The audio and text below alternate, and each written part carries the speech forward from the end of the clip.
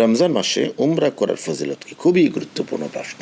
রাসূল করিম সাল্লাল্লাহু আলাইহি ওয়াসাল্লাম জীবনে একটি হজ করেছেন, 3টি অথবা 4টি উমরা করেছেন। নবীর সাথে হজ করার সৌভাগ্য কার হবে? হবে না, আরও কখনোই নয়। আল্লাহ রাসূল 1000 বছর আগে কবরের মধ্যে তিনি শুয়ে আছেন, হাইজন জীবিত অবস্থায়। অথচ রসুল বলে গেছেন, শোনো হে আমার উম্মা, তোমরা যদি আমি নবীর সাথে উমরা করতে চাও, সেই সুযোগ এখনও তোমাদের জন্য আছে। সেটা কি? রসুল বলছেন, কোনো ব্যক্তি যদি রমাদানুল করিমের মধ্যে উমরা পালন করে, সে ব্যক্তি যেন নবীজির সাথে হজ করলো। সুবহানাল্লাহি ওয়া বিহামদিহি।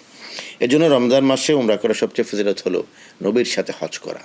এজন্য রব্বুল আলামিন আমাদের সবাইকে সে তৌফিক দান করুন, অন্তত জীবনে একটিবার যেন রমাদানুল করিমে উমরা পালন করতে পারি, সে প্রত্যাশা আল্লাহর কাছে রেখে এখানেই বিদায় নিচ্ছি। প্রিয় দর্শক, ইনশাআল্লাহ তাআলা আপনাদের প্রিয় চ্যানেলটিতে আগামীকাল আবার আপনাদের নতুন নতুন অনেক প্রশ্নের উত্তর নিয়ে আমরা উপস্থিত হব ইনশাআল্লাহ তাআলা।